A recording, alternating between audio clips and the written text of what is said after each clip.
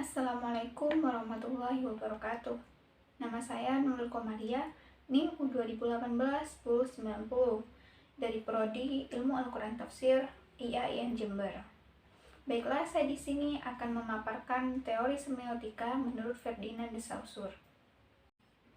Ferdinand de Saussure adalah seorang linguis Swiss yang sering disebut sebagai bapak strukturalis sekaligus bapak linguis modern. Dalam pandangan Saussure, teori semiotikanya yang dikenal dengan istilah semiologi berasal dari teori strukturalisme, di mana dikatakan bahwa sistem tanda itu memiliki struktur. Nah, di sini saya akan menjelaskan 4 konsep yang dikenalkan oleh Saussure mengenai sistem tanda. Untuk teori yang pertama adalah signifier dan signified, yakni penanda dan petanda.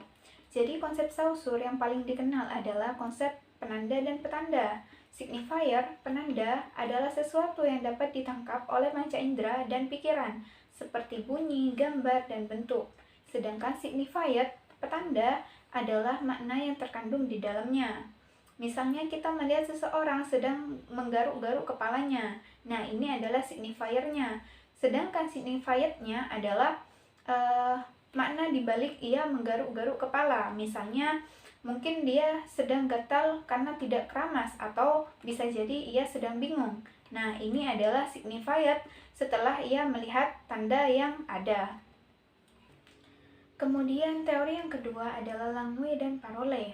Langue adalah sistem bahasa yang digunakan secara kolektif dan telah disepakati bersama oleh pengguna bahasa. Jadi di sini sifatnya sosial, sesuai aturan dan resmi. Sedangkan parole adalah praktik berbahasa dan bentuk ujaran individu. Jadi parole di sini adalah bahasa tuturan atau bahasa sehari-hari. Teori ini bisa dianalogikan dengan permainan catur, di mana langue adalah aturan bermainnya, sedangkan parole adalah praktek atau cara memainkannya. Selanjutnya, teori yang ketiga adalah sinkronik diakronik. Dalam istilah linguistik, diakronik adalah studi bahasa dari waktu ke waktu, yakni mengkaji tentang asal-usul bahasa dan sejarahnya. Sedangkan sinkronik berarti studi bahasa dalam kurun waktu tertentu, yakni mengkaji bahasa pada waktu tertentu dan bagaimana ia berperan. Teori ini dapat dianalogikan dengan membelah pohon bambu, yakni antara vertikal, membelah, dan horizontal, memotong.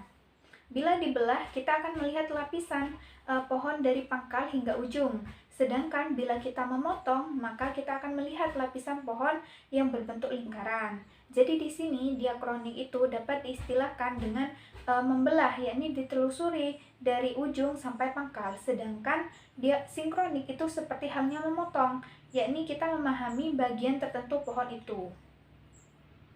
Selanjutnya, teori yang keempat adalah sintagmatik dan paradigmatik. Konsep Saussure yang terakhir adalah konsep mengenai relasi antar unsur, yakni relasi sintagmatik dan paradigmatik. Hubungan sintagmatik menjelaskan hubungan antar unsur yang teratur. Maksudnya, hubungan sintagmatik ini sesuai dengan urutan yang jelas, yakni tersusun dari subjek, predikat, dan objek. Sedangkan relasi paradigmatik menjelaskan hubungan antar unsur yang tidak teratur. Sekian penjelasan dari saya mengenai 4 konsep yang dikemukakan oleh Ferdinand de Saussure. Kurang lebihnya mohon maaf. Wassalamualaikum warahmatullahi wabarakatuh.